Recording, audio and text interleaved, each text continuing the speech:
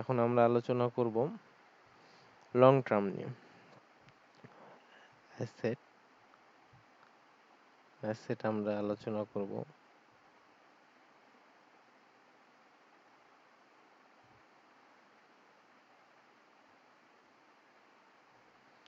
Long terms নিয়ে। Long টার্মসের ক্ষেত্রে আমাদের কোনগুলো সাহায্য করবে? আমাদের লং টার্ম নন কারেন্ট অ্যাসেটের গুলো আমাদের সহায়তা করবে। এক হচ্ছে প্লান্ট অ্যান্ড মেশিনারি, দুই হচ্ছে বিল্ডিং সহায়তা করবে, তিন ফার্নিচার,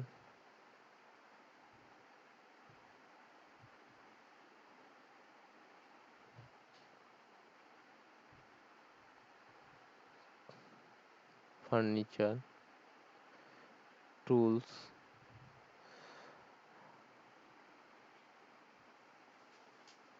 ল্যান্ড, ইনভেস্টমেন্ট। ইনভেস্টমেন্টটা হবে লং টার্ম আমাদের কাছে, লং টার্মস ইনভেস্টমেন্ট। আপনি যেটা করবেন সেটা হচ্ছে যে আপনি অন্য কোনো কোম্পানির শেয়ারে টাকা লাগাবেন বা গভর্নমেন্ট বন্ড কিনবেন। এটা আমরা বলতে পারি গভর্নমেন্ট বন্ডস কেনার ক্ষেত্রে রাখবেন। ইনভেস্টমেন্ট অনেক ধরনের হতে পারে, তো আমি এখানে দুইটার কথাই বলতেছি, গভর্নমেন্ট বন্ডস এর কথা বলতেছি এবং শেয়ার কিনে রাখার। কোনো কোম্পানির শেয়ার কিনে রাখলে যেটা হবে যে আমাদের পরবর্তীতে এটা রিটার্ন ইনকামের ক্ষেত্রে সাহায্য করবে, আর ফিউচারে ইন্টারেস্ট পাবো আমরা গভর্নমেন্ট বন্ড থেকে এবং ইনভেস্টমেন্ট থেকে। তো এখন এটা গেল লং টার্ম। শর্ট টার্মসটা হবে যেটা, এটা হচ্ছে 1 বছরের বেশি, আর এটা হচ্ছে 1 বছরের কম। আমরা ক্যাশ বলতে পারি, cash at at hand, cash at bank,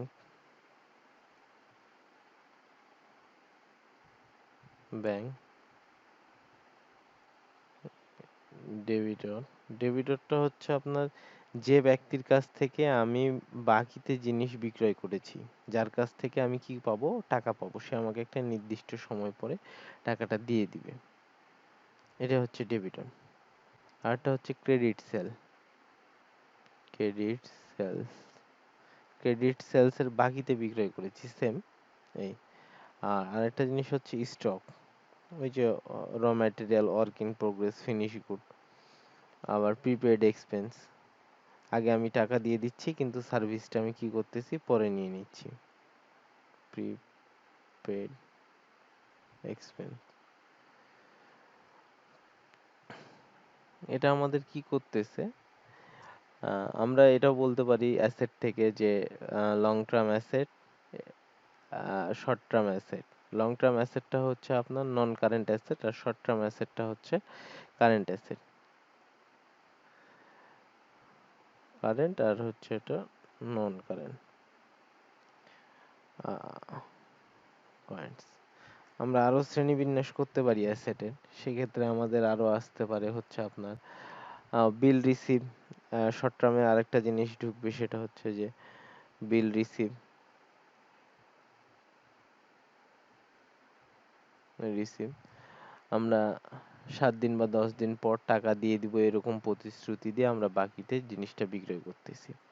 এরপরে যেটা আসবে আপনার, আমরা ট্রানজিবল অ্যাসেট এবং নন ট্রানজিবল অ্যাসেট সম্পর্কে জানবো। ট্রানজিবল অ্যাসেট এবং নন ট্রানজিবল অ্যাসেট।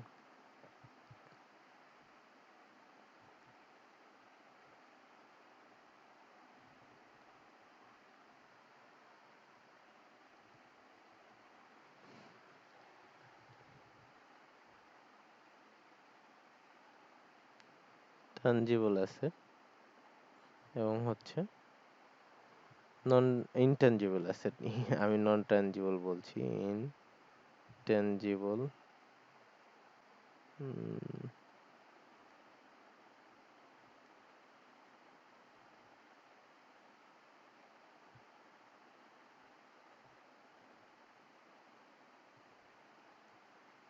ইনট্যাঞ্জিবল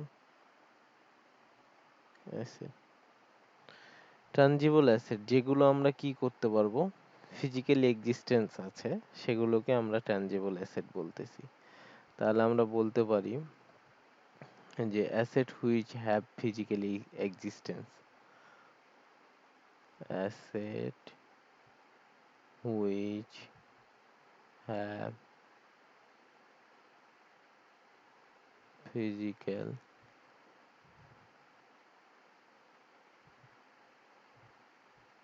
এক্সিস্টেন্স, যেগুলোকে আমরা কি করতে পারি, দেখতে পারি, এবং হচ্ছে আরেকটা জিনিস লিখতে পারি, which can be seen and touch, যেগুলো আমরা কি করতে পারি, দেখতে পারি এবং টাচ করতে পারি। তাহলে এগুলোর ভিতর কি কি হবে যেগুলো আমরা দেখতে পারি এবং ছুতে পারি? ল্যান্ড, বিল্ডিং,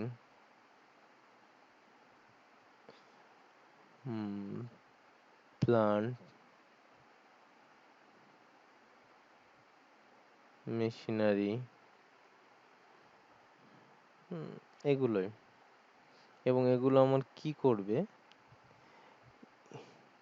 এগুলো আমার ইজিলি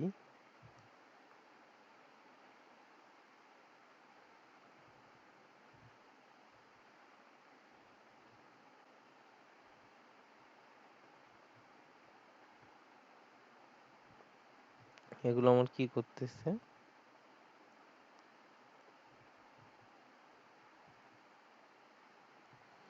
এগুলো আমার লোন নিতে সহায়তা করবে, এই অ্যাসেট গুলো আমাকে লোন নিতে সহায়তা করবে। তাহলে আমি এটা লিখতে পারি, can be use as security against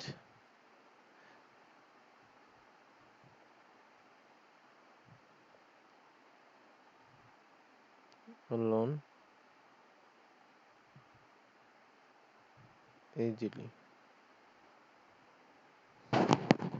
তাহলে আমার কি করছে, এগুলো অ্যাসেট আমাকে লোন নিতে খুব ইজিলি সহায়তা করতেছে। আর এগুলো আবার কিন্তু ডিস্ট্রয় হতে পারে। এগুলো কিভাবে ডিস্ট্রয় হতে পারে, এগুলো হতে পারে আপনার অ্যাক্সিডেন্টলি হতে পারে, আগুনের মাধ্যমে হতে পারে, ন্যাচারাল ক্লাইমেটের মাধ্যমে হতে পারে। তাহলে আমরা এটাও লিখতে পারি যে this can be destroyed by fire and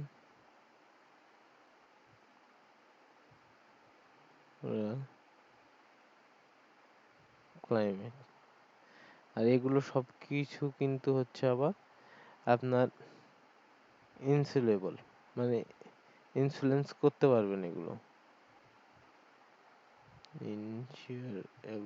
ইনসিওরেবল।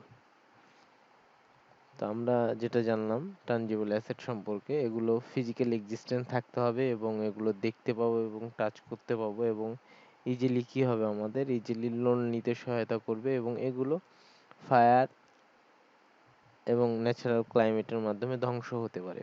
আর এগুলো হচ্ছে ইনসিওরেবল, মানে আমি এগুলোতে ইন্স্যুরেন্স, আমরা যেরকম মোটরসাইকেল বা কার কেনার সময় ইন্স্যুরেবল হয়ে থাকে আমাদের এগুলো জিনিসগুলো, আমরা এগুলোতে ইন্স্যুরেন্স করে থাকি।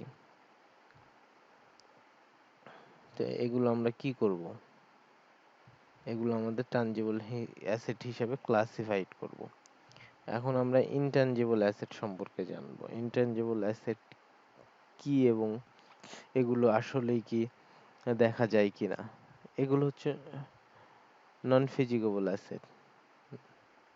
নন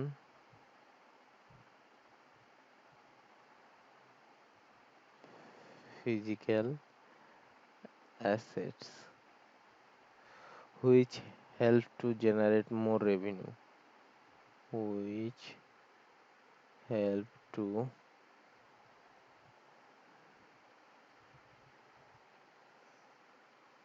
generate more revenue। কি করবে আমাদের এগুলো? আমরা ফিজিক্যালি কোনো এক্সিস্টেন্স থাকবে না, বাট আমরা এটা দিয়ে অনেক কিছু, মানে এটা দিয়ে অনেক রেভিনিউ ইনকাম করব। তো এগুলো কি কি হতে পারে? গুডউইল। আমি একটা বিজনেস পরিচালনা করেছি, অনেক ধরনের, এর ফিডব্যাকগুলো অনেক সুন্দর পাচ্ছি। যেরকম আপনার অ্যাপেল কোম্পানি, নোকিয়া, হাওয়াই, অপ্পো, ভিভো, এরকম অনেক ব্র্যান্ড আছে যাদের কি আমরা এক নামে চিনি, এবং এগুলো কি করি আমরা? এদের গুডউইল দেখে আমরা নিয়ে নিই। এই গুডউইল দেখে কি করি আমরা? ফোনগুলো নিই। তো এই গুডউইলের মাধ্যমে এদের কি করতে সহায়তা করতেছে? এদের রেভিনিউ ইনকামের ক্ষেত্রে সহায়তা করতেছে। আরটা হচ্ছে ট্রেডমার্ক। বিভিন্ন কোম্পানির কিন্তু বিভিন্ন ট্রেডমার্ক থাকে। তো এই ট্রেডমার্কের মাধ্যমেও কিন্তু কি হয়, যে রেভিনিউ আর্ন করা যায়। অ্যাপেলের যেরকম আপনার আপেলের একটা খাওয়া অংশ, মানে এক সাইড খেয়ে ফেলেছে, ট্রেডমার্কস আছে। নোকিয়ার যেরকম ট্রেডমার্কস আছে, বিভিন্ন কোম্পানির ট্রেডমার্কস আছে, বিএমডাব্লিউর ট্রেডমার্কস আছে। তো এটা হচ্ছে আপনার ট্রেডমার্কসও অনেক সময় কি করে, রেভিনিউ আর্ন করতে সহায়তা করে। 4 নম্বরে যেটা বলতে পারি আমরা, সেটা হচ্ছে প্রিটেন্ড। আপনি এমন একটা ফর্মুলা তৈরি করলেন যে ফর্মুলা অন্য কেউ তৈরি করতে পারলো না, এবং আপনার নামে সে ফর্মুলাটা আপনি প্রিটেন্ড করে নিলেন। আইফোন। এই প্রিটেন্ডের ক্ষেত্রে আপনার কি হচ্ছে? আপনার রেভিনিউ জেনারেট হচ্ছে। 5 নাম্বার হচ্ছে কপিরাইট। আপনি একটা বই লিখলেন, বা আপনি একটা যে কোনো কিছু একটা তৈরি করলেন, মুভি তৈরি করলেন, এটা করার পরে আপনি এটা কপিরাইট ক্লেম করে নিলেন, যেন আপনার এটা কেউ কপি করতে না পারে। সেক্ষেত্রে আপনার এটা রেভিনিউ আর্ন করতে সহায়তা করবে। তো আমরা অনেক কিছুই জানলাম টানজিবল এবং ইনট্রানজিবল অ্যাসেটের ভিতর। টানজিবল অ্যাসেটগুলো আমরা কি করব? স্বচক্ষে দেখব এবং হচ্ছে টাচ করব। তো টানজিবল অ্যাসেটের সাথে আমাদের কি কি লিঙ্ক আপ আছে? আমরা যখন অ্যাসেটের শ্রেণীবিন্যাস করব, তখন আমাদের প্রথমেই অ্যাসেটের পর হচ্ছে নন কারেন্ট অ্যাসেট, তারপরে হচ্ছে লং টার্ম অ্যাসেট, তারপরে হচ্ছে ট্রানজিবল অ্যাসেট আসতেছে। আবার যদি অ্যাসেটের ক্লাসিফিকেশন করি, তাহলে আপনার কারেন্ট অ্যাসেট আসতেছে, শর্ট টার্ম অ্যাসেট আসতেছে, তারপরে আসতেছে ইনট্যানজিবল অ্যাসেট আসতেছে।